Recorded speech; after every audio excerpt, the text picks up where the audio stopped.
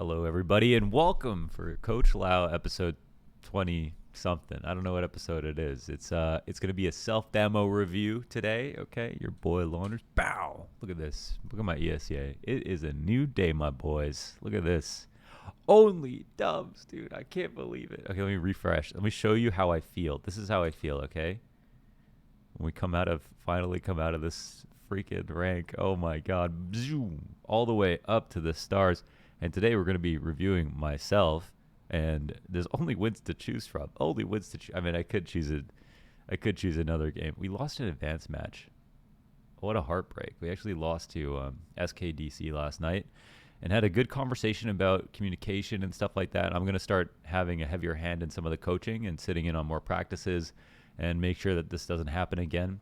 But I'm a firm believer that a early loss is very important for the health of a team in a season where you got new players in. I think it's important to lose, to be humbled, to have hard conversations, to yell at each other a little bit. I think this is an important part of growth, something that doesn't happen when you win. You shouldn't win all your scrims. Win all your scrims, lose the match. That's what we say. All right. So we're not looking to win the scrims. Okay. But before we get into the demo today, a little bit of daily dose of Counter-Strike news here on Coach Lau. Daps is moving on from Gen.G, and he dropped it in a paste bin, not a Google Doc, not a twit longer, but a paste bin instead. Moving on from Gen.G, we'll still finish out EPL with the team until they find a fifth or a stand-in. Okay. Big news here from Daps. Today, another chapter of my career has ended. This project with Gen.G is a continuation of what I was trying to do with Cloud9 after we left. Even though we weren't an insane team, I'm happy we were able to get a couple of wins/finals. It was DreamHack Denver, if I'm not mistaken. Get number 12 in the world and be competitive with everyone in our region when we were playing well. The reason for this decision is something I've been thinking about for a while, about 3 to 4 months, and is a byproduct of a lot of issues within our team, including myself.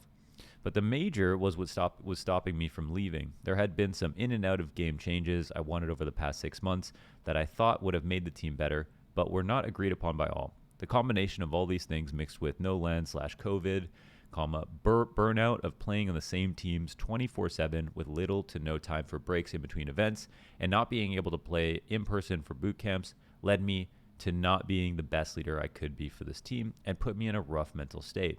This move will benefit both parties, and as I can finally potentially find something I believe in again, and they will do better if they can find an IGL that has faith in the project I once had. I would like to thank my teammates and Gen.G for this for the time this year, and hope they find the right person to help the team find its form again. As for the future, I still love CS, and I would ideally like to IGL for a team I feel is the right fit for me. But if moving on as a player or leaving CS is the route I still have to take, then I will cross the bridge when I know more. TY to everyone who continues to support me despite the turbulent times. It's hard to read stuff like this, of course, because there's so many thoughts going through Daps' mind, and I have a few things that I want to talk about here that I'm just going to source from this. Okay, so he says that first of all, the reason for this decision is something he's been thinking about for a while, and as a byproduct of a lot of issues within the team, including myself. But the major is what stopped me from leaving. So Daps is somebody I know. I mean, he has expressed in the past the idea of not playing anymore, moving on to coach, moving on to a managerial role years ago. I mean, he is a guy he's a very smart, very reasonable guy, and has, I think, a business management mindset, and has considered like a grander scope of things. He's kind of the kind of person who I expect to be running an org one day, managing a team, working on something on the business side. I think he's got a good mind for that kind of stuff, and I'm not surprised to hear him have these sort of thoughts. He did say here, there is a lot of changes, and of course, one of the tough parts is that it's sometimes extenuating circumstances. Things like the state of the world right now, being able to play at games online, not being able to make changes you want to because of that, playing the same teams over and over again. This is stuff that, unfortunately, as an IGL, you're going to have some of the most stress on you, and you're not going to be able to do much about it. So that part kind of sucks. Now, my personal opinion on Daps is that I think he was rated on Reddit recently as the most consistent player in the tier, like in North America, or like of all of the HLTV top 20 teams or whatever it is, but at like a relatively low rating. I mean, as a player, he's not incredible, of course. And the weird part about that is that like at one point, he was the guy that everyone thought cheated. He was a guy who was like his individual skill was nuts. And in some games, you do see him pop off, and you see that his peak can be very high. You take someone like Zeus. I mean, I don't want to throw that around for everyone. You take someone like Zeus or other IGLs. I don't know, like Gob and stuff like that. They might have their one or two off games. You don't see a super high peak, but with Daps, you did see a super high peak once in a while, and I guess not being able to find that consistency is a problem that everyone has. But for Daps, those games were just a little bit too far and few between, and maybe that is a contributing factor here. Certainly, something needs to be changed within Gen.G. I don't think it's controversial to say that. They've got a player like Automatic on the team who is still very young, who still has won a major. He's like, Rush is on Complexity doing extremely well. Stewie and Tarek are playing on Liquid doing extremely well. Skadoodle's moved on. And who was the other player on Cloud9 that I'm missing? Rush, Skadoodle, Tarek, Stewie. Oh yeah, and just Automatic. So Automatic is on Gen.G and not doing as well as he should be doing. He should still be peaking. He should still be, he on Cloud9, many people would say was, the best player on the team, and kind of just rose so high up and achieved that peak. So you would expect a lot from him, and a lot of people look to Gen.G for those results. And so, a change was definitely necessary. The tough part is what IGL comes in to save Gen.G. I mean, at this point, it's hard to say that there's anybody available that you could bring onto the team that you would expect to be like a better IGL than Daps and also have better individual performances. Some of the rounds that Gen.G called were great rounds. They had such good T rounds on sometimes, but again, it was one of those teams I talked about where sometimes they look like geniuses, sometimes they look like fools, and it could all happen within the same match. And it's a very strange, very mixed bag in that regard. So, I hope they find out who they can switch to. I don't think it'll be easy. I hope Daps does stay within the scene, and I hope something like being an IGL for another team or coaching is the first option that he does decide to try to go for. But of course, I think it makes sense that Gen.G are looking for change, and I'm glad to see teams looking for change. I mean, some of us think about roster changes like ones and zeros, but for these players, they're emotionally invested. This is their real life. You can't just turn to your teammates, say, I don't like you, you should be off the team, you're not playing well, you're cut. These things are extremely complicated, and a lot of us think that we'd be cold-blooded killers if we were on the teams ourselves making these decisions. But of course, if we were put in that situation, with real connections with real people, it wouldn't be so easy. So these changes sometimes take a long time, and I think for good reason. So good luck to Daps moving forward, and that, I think, is a bit of Counter-Strike news on for today. And now we'll get into the demo. We're going to be watching myself, who's just trying to climb, I want to get back to A+. I know it's a bit of a dice roll every time you join a pug. I rolled the high yesterday, but I think I can raise my individual skill to the point that I can be an excellent player. I'm sure of it. I know I can. So it's just going to be a matter of time for me. Definitely can point to not starting my days off properly with my warm-up routine. That resulted in a bit of inconsistency the other day. Today I was a bit better, a bit fresher, and came through. Had a couple of poor games where I didn't feel like the impact was really there, but these games were kind of boring. Like this one, I think I was just playing B for so many rounds, and like no one came. Classic B player situation. And so that might not be too fun to watch, but we're just gonna watch this Dust 2 game. Last game was I had to be very disparaging about my own gameplay. This game I might be like, okay, some rounds are good here, but let's watch it. I want to put X-Ray on, and I want to see what happened versus what I thought was going to happen, and then analyze that.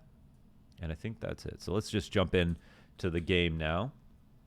A little bit of a labored intro, and of course, so somebody actually said, oh wait, sorry. I always go through the comments first, right? Let's go ahead and check out some of the YouTube comments before we actually jump in for real. Ashen is lovely. Okay, Blame F here. I thought this one was really good. I like this video so much. Here we've got like a lot of great comments. So many more suggestions on players. I was actually tempted to forego doing another demo review on myself and then grab somebody else's demo today. I'll just do one tomorrow. But today, since it's the end of the week, the wrap up, I figured I'd do a pug and see how it goes. Yeah, a lot of interesting comments here. I think somebody asked for 1080p. I don't know if it was on the last video. And then I realized, like, I've been downscaling all my videos to 720p, and the bit rate's quite low. Right, to see shots like that. Excuse me, I'm talking. So this game, tell me if the quality's better. It should be. I adjusted a lot of OBS settings here. Let's take a look. Get the inside look, okay? So this is the streaming settings. So I've got 1920 going, no downscale. CQP, which is apparently recommended with a high level. So the max quality, I've adjusted and fine-tuned all the settings. I increased the audio bit rate, okay, for you guys. It's the weekend, so I'm tinkering a little bit. And I'm excited to see if the video quality is going to be good, if it's going to be 1080p, if it's going to be sharp as hell. That'll be great. Oh my God, a 10-minute intro. I'm so sorry, guys. I'm rambling on. Let's get into the game. I also bound... Oh, Jesus. Okay. Okay, I'm going to turn the voice enable to 0. And then I'm going to switch out here. And then I'm going to switch to me. And I'm going to turn X-ray on. And then I'm going to switch back the scene. And that's not the right scene. And here we are on YouTube, entering into the V site. Smooth as can be. Okay. So I want X-ray on just because in the POVs of the other games, I'm looking at a player who I haven't watched, and we want to help share their experience when they were playing. In this game, oh my God, let's watch this whiff, okay? I remember I was so uncomfortable here. At a certain point, I wasn't even really... Oh my God, the aim was so bad. And I was like, what the fuck am I doing? How come I went from hitting a nice shot to just like failing to track properly? And I was pretty frustrated about that. Actually, this might be an interesting demo to watch because I think I went from that, which was like an incredibly awful whiff, to feeling a bit better in the same match. But that was a little bit of a strange one. But yeah, but in these games, since I just played the game yesterday, I'm going to remember a lot of these rounds, and I just want to know what I was thinking versus what was actually true. So here, of course, the game coming up long is basically... that was also really bad. The game is obviously jostling long, seeing if people are going to flash or push or peek. And here I remember I was still feeling uncomfortable. I got very lucky on that first spray. And then the second one was also a little bit high, but CSGO granted me a couple of headshots nice and easy. And I was like, all right, I don't know what's going on, but I'm going to fix it. So that one, I'll go ahead and take it. And then we'll move forward. And, oh, I don't have next round bound. Okay. So this, we'll do that. And then we'll do regular speed. Okay. Maybe that's fine. Let's do the speed up thing. So here with a long spawn in a Dust 2 plug demo, I'm going to ask for the flash long. Bang me out long, I say. Let's get out here. I like to jump out first to attempt to cross to blue, displace some of the crosshairs, and then allow my teammate to peek with me. Since I saw them right away, I didn't cross all the way to blue. I just decided to take the fight. I also turn away specifically to help dodge flashes a little bit. So because I don't want to I don't want to just like eat flashes and go blue. If I'm gonna go blue and I can't shoot anyway, I just like to be looking away. There, I actually did see him on the site. Oh my God. Okay, oops, that's the wrong hotkey.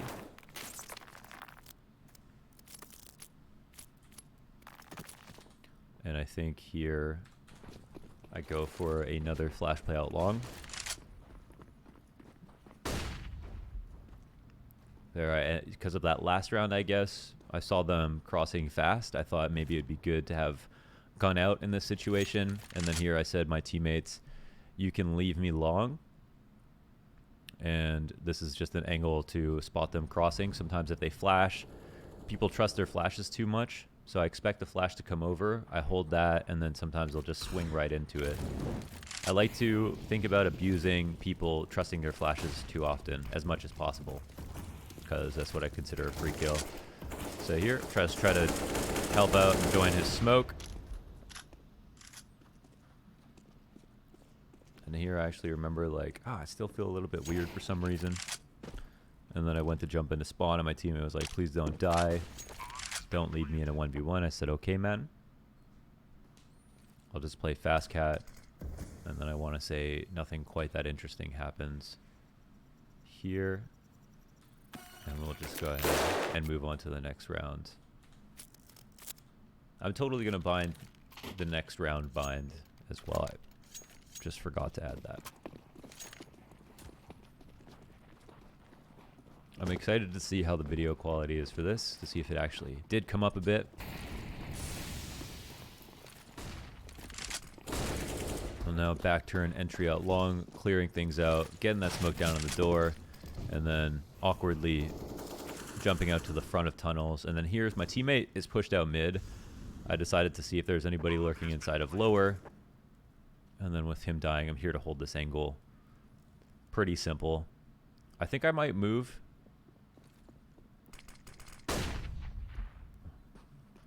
My teammate comes in, they call for player saving cat. I'm like, all right, 4v2, it's definite save here. I run literally through the molly to see if I can catch someone off guard, because I knew if I stay back, I'm just going to grab nothing. Why are there always movement mess ups in these demo reviews? This is how inactive I've been. So I didn't even realize that you could just crouch jump onto the box without pressing your jump key, or sorry, without jumping from lower. I didn't know that, and then someone in my chat said that, and then I do it later. But I actually didn't even realize that you could just stand there and jump up. That's how little I played CS:GO in the past year. And so I was just watching. I was not playing almost at all. And that's obviously so insane, but I've been grinding so much now, and I have not been playing a lot of Dust 2.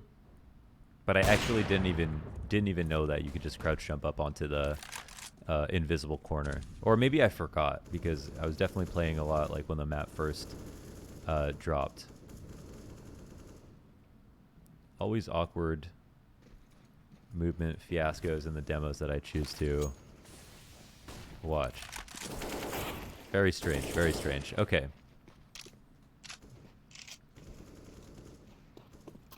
I think I have one more awkward tussle a little bit later in the half. I'm already pre-nervous about watching it. And then here, my teammate died, tried to do the timing peek, and then someone came through spawn and flanked my teammate outside long. I knew he was going to peek me. I knew he was literally waiting. So I ran up, walked, and I decided to try to B-hop out, and then he is already there. So I was just trying to pull him out, and I did pull him out, but then, of course, I just missed the shot. But psychology of the situation, I think I had it correct. All right. 4v5, I think our teammate is just trying to rejoin.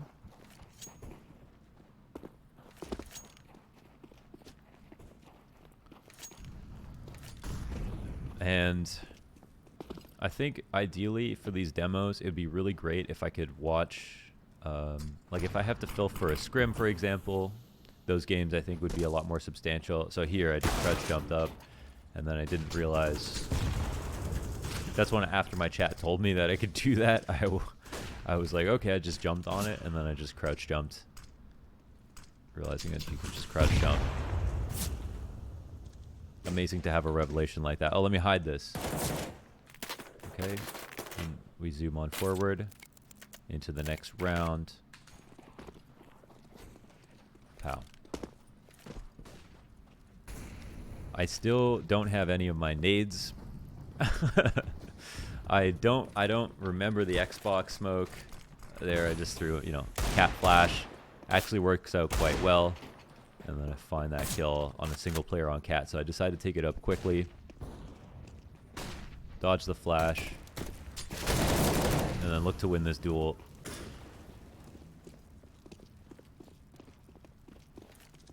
I found that I have been kind of awkwardly fighting in these positions where I know exactly what's going to happen, but it's just a matter of like reps, I think.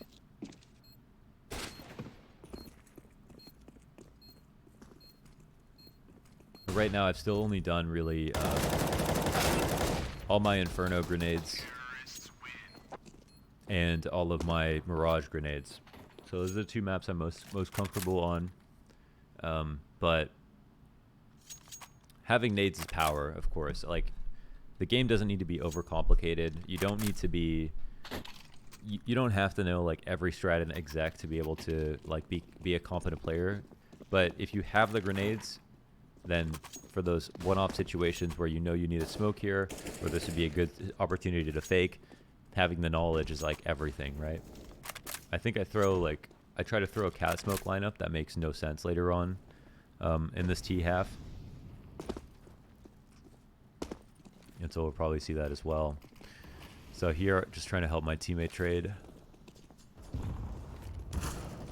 Oh wow, this is really good that I'm watching this demo, because I didn't realize how many things I actually fucked up so badly. That was obviously the most insane double dink from Cam. Absolutely served me my food on that one. Very nicely done by Mr. Cam.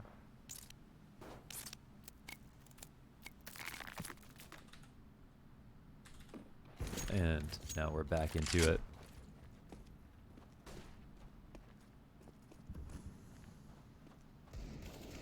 And here, I've only seen like one on cat. They haven't been pushing too often. I decided to take it up quickly.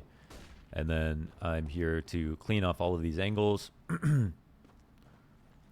Say I'm looking relatively comfortable there. Quickly checking Goose, even though I didn't really think anybody would be Goose. Just because it's kind of a situation where it cost me nothing. So I'm like, why not do it? But looking back, like, I think I'm pretty confident nobody's sitting Goose when they do a double lung setup there. Especially on a round where they're like half forcing. No one's going to be playing back and waiting for a cat push like that. So I just wait. And then here, I think I just decided to jump out through the smoke, and Epsilon just can't hit me, so very easy. Flash there through the smoke to help me out. But yeah, I feel like the game for me is just all about getting comfortable. Like, feeling comfortable every day. Not being awkward about like how I move, like how I peek. Some days I'll be doing my shoulder peeks and I'll feel like I have glue fingers. And I'm like, I know something's wrong. So here, I wanted to catch the cross. I didn't want to commit too hard in the door to block my teammate, so I decided to go for the first spray. And then I thought, okay, I'm gonna want to burst. I'm gonna want to just like move out and burst. He was blind anyway. And just Mavito committing to a poor spray for no reason. Yes, I am using a dot. I think it's gap -7 for this crosshair.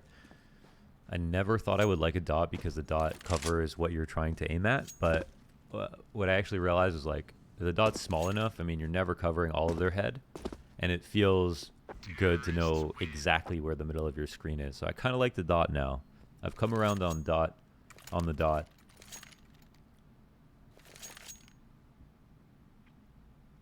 And yeah, I'm a big fan of the dot. I use either this or size 2, thickness 1, gap -3, something along those lines.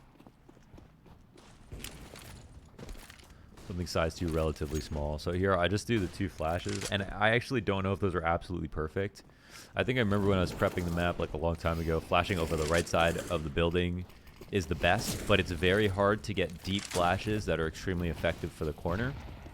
So I should probably go and re-examine all of those nades and just make sure again. But yeah, it's like 40 minutes out of my day to catch up on the grenades for each map, and then I'll have a much better time just kind of like working through everything in the round.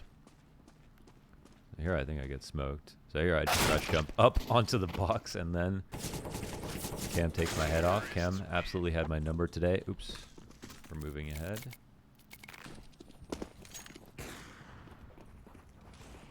And yeah, on this side the flashes are better. I don't know what the best ones are, what people are throwing right now.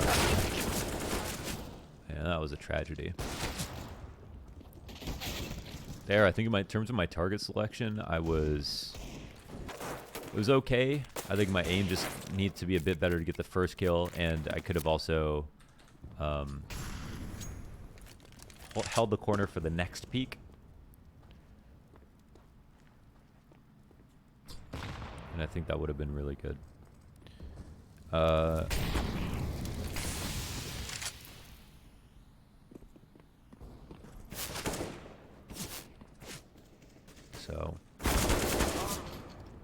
this one I was trying to clean out mid. I thought that someone would be holding it. There was still the top mid player that I didn't know about, but I locked down the first kill. Good enough for the team.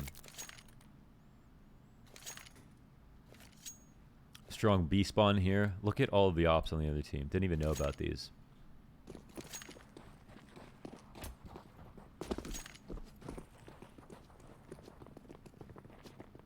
Definitely not an awful time to try to go B.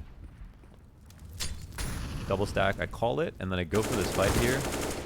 And I get the Randy spray. It's not a very good spray. I've had a few kills here that are just very lucky. I think I might actually... I've kind of... okay, popped off for the final round. All right. Nice job, Launders. Wow, that was painful. That was really bad. I didn't feel good about that at all. I've got to... This is why it's good to watch the demos. I remember playing the game, I felt a little uncomfortable. Watching it back was painful. So painful. I think I'm going to drop my sensitivity. I've played on 2.0 at 400, 1.0 at 800 for the past 2 or 3 weeks now, and grinded like 1 hour a day. But I think I'm still at the point where when I get on in the morning and I go and play, I don't feel 100% comfortable when I'm in aimbots, even though I think my aim on average has definitely improved and my level of comfort has definitely improved. I think like that pistol round in the beginning, I should never, like, how can I ever have a whiff that bad? And, you know, why should I feel uncomfortable about my sprays when I've been just kind of like grinding out my aim practice? So I'm going to, I think, drop my sense. I think I've felt my best on 1.4 at 400. I should be speaking in EDPI. I know that, but like, I feel like most Counter-Strike players do not know what their EDPI is. I know some do. I'm sorry for those who do. I think mine's around like 860 or something like that. But actually, EDPI is your sense times your DPI. So I'd be at 800, yeah. I've played on like 860-ish. I've played somewhat below that. I played on 1.4. I played on 1.6 at 400. I played at 2.0 at 400. I played on 2.2 at 400 for a whole season. And I think I've always found that when my sense is lower, I'm just much more comfortable. I honestly think it's because I've never had a mouse where I've been perfectly comfortable on. My hands are so big and I use these tiny mice. I know you're thinking like, why don't you use a bigger mouse if you want to be more comfortable? But for me, when I use bigger mice, they're never big enough. They're just like still a little bit too small. So then the grip is actually even more awkward. So with the small mouse, I found that like I can at least kind of grip it in such a way that I can like make up for the fact that it's too small for me.